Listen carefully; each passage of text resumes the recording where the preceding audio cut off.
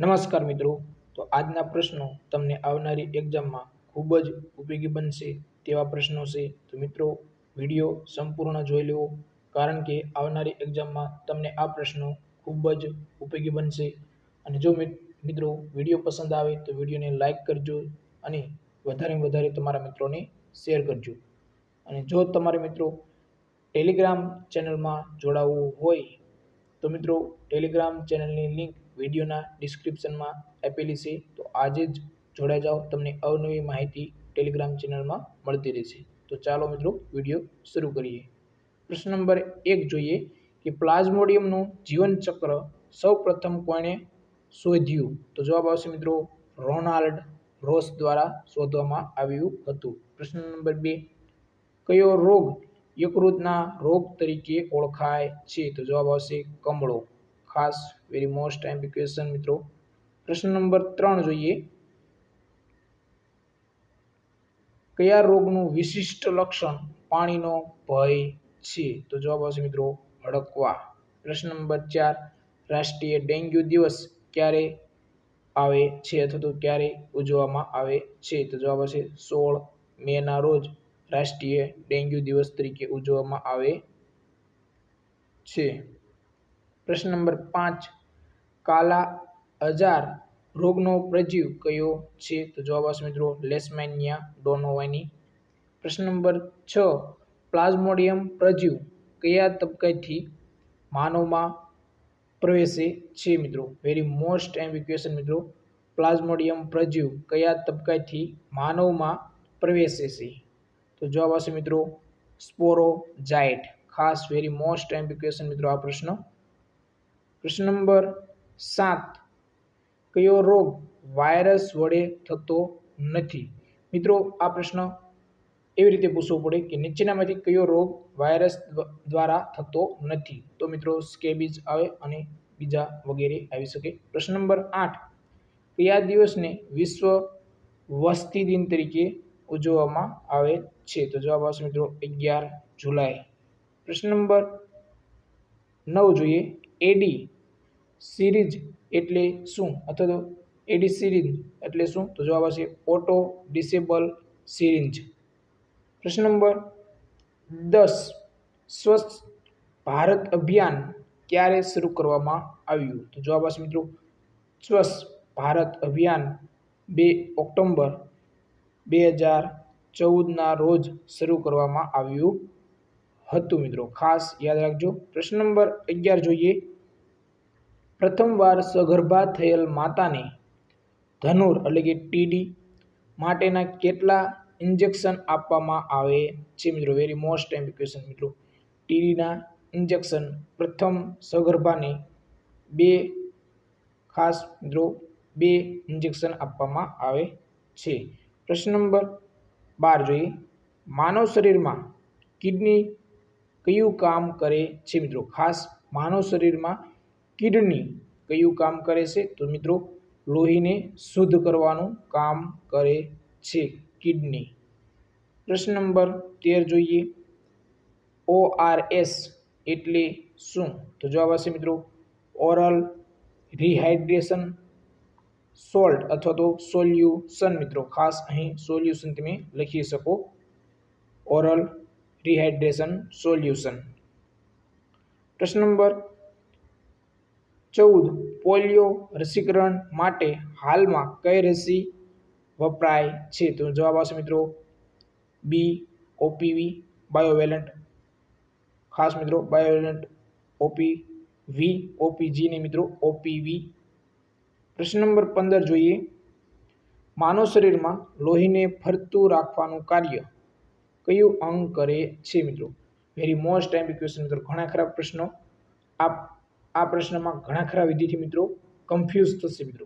માનવ શરીરમાં લોહીને ફરતું રાખવાનું કાર્ય ઓનલી ફોર હૃદય મિત્રો. ખાસ યાદ રાખજો.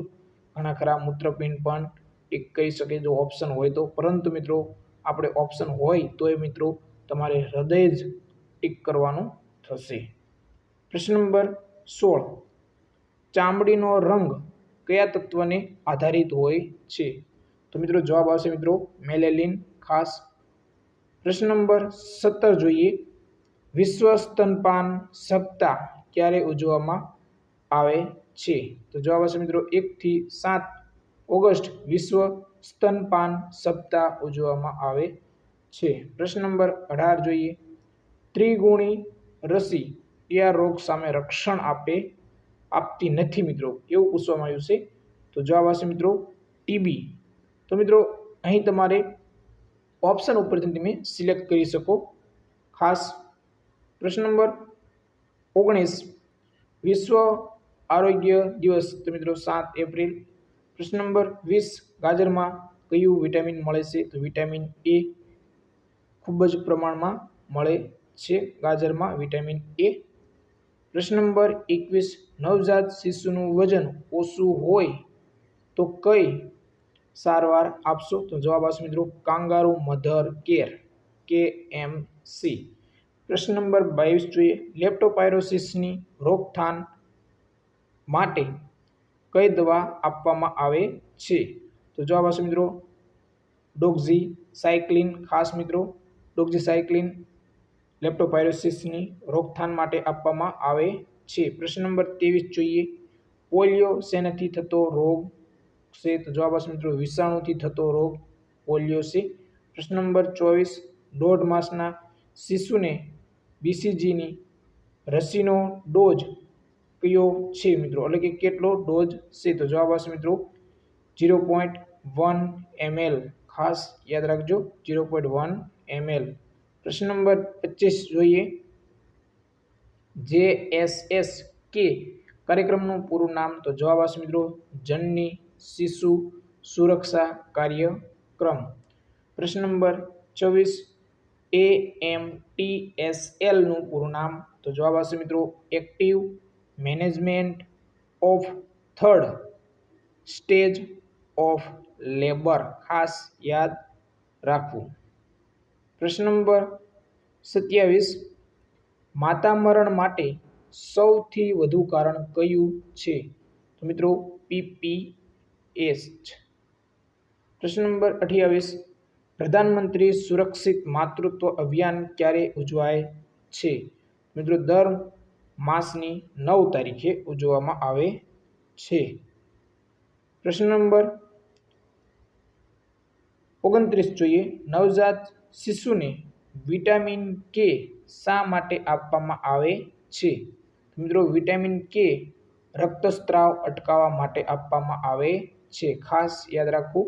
પ્રશ્ન નંબર 30 સુવાવડ પછીના ધાવણને શું કહે છે? તો જવાબ આવશે મિત્રો કોલેસ્ટ્રોમ કહેવામાં આવે છે. ખાસ પ્રશ્ન નંબર 31 જોઈએ. સ્ત્રી નસબંધી કઈ નળી કાપવામાં આવે છે? તો મિત્રો ફેલોપિયન ટ્યુબ કાપવામાં આવે છે. પ્રશ્ન નંબર 32 ક્લોરિનેશન કરેલા પાણીમાં નોર્મલ કેટલા ppm હોય છે? તો જવાબ આવશે મિત્રો 0.5 ppm હોય છે. ખાસ યાદ રાખવું. પ્રશ્ન નંબર 33 જોઈએ. એન્ડોસ્કોપી કયા રોગના નિદાન માટે થાય છે? મિત્રો એન્ડોસ્કોપી. તો જવાબ આવશે પેટના દુખાવા. પ્રશ્ન નંબર પેટ માટે. પ્રશ્ન નંબર 34 રક્તપિત્ત રોગના જંતુની શોધ કોણે કરી? તો મિત્રો આર્મર હેન્સન દ્વારા કરવામાં આવી હતી. પ્રશ્ન નંબર 35 જોઈએ. પંચગુણી રસી બાળકને પ્રથમ વર્ષમાં કેટલા સમયાંતરે આપવામાં આવે છે? તો મિત્રો દર માસે આપવામાં આવે છે. પ્રશ્ન નંબર 36 કૂતરું કરડવાના કેસમાં કઈ રસી આપવામાં આવે છે? તો જવાબ આવશે મિત્રો ARV આપવામાં આવે છે. પ્રશ્ન નંબર 37 જોઈએ. ઓટી. ખાસ મિત્રો ET નહીં ઓટી ટેસ્ટિંગ શું છે? તો જવાબ આવશે મિત્રો પાણીમાં ક્લોરીનની તપાસ. પ્રશ્ન નંબર 38 ચેતાતંત્ર જ્ઞાનતંતુ અને મગજનો અભ્યાસ કરતા વિજ્ઞાનને શું કહે છે? તો ન્યુરોલોજી કહેવામાં આવે છે. વેરી મોસ્ટ એમ્પ્લિકેશન મિત્રો. ચેતાતંત્ર જ્ઞાનતંતુ અને મગજનો અભ્યાસ કરતા વિજ્ઞાનને શું કહેવામાં આવે છે? તો જવાબ આવશે મિત્રો ન્યુરોલોજી કહેવામાં આવે છે. પ્રશ્ન નંબર 39 1000 લીટર પાણીમાં કેટલો TCl પાવડર નાખવો જોઈએ? તો જવાબ આવશે મિત્રો 5 ગ્રામ નાખવો જોઈએ? પ્રશ્ન નંબર 40, કયો રોગ વાહકજન્ય નથી? મિત્રો આ પ્રશ્ન એવી રીતે ન પૂછાય. પ્રશ્ન નંબર 40 એવી રીતે પૂછાવો પડે કે નીચેનામાંથી કયો રોગ વાહકજન્ય નથી? તો જવાબ આવી શકે મિત્રો સ્વાઇન ફ્લૂ. તો ખાસ તમને ઓપ્શન ઉપર તમે એ જવાબ તમે આપી શકો મિત્રો.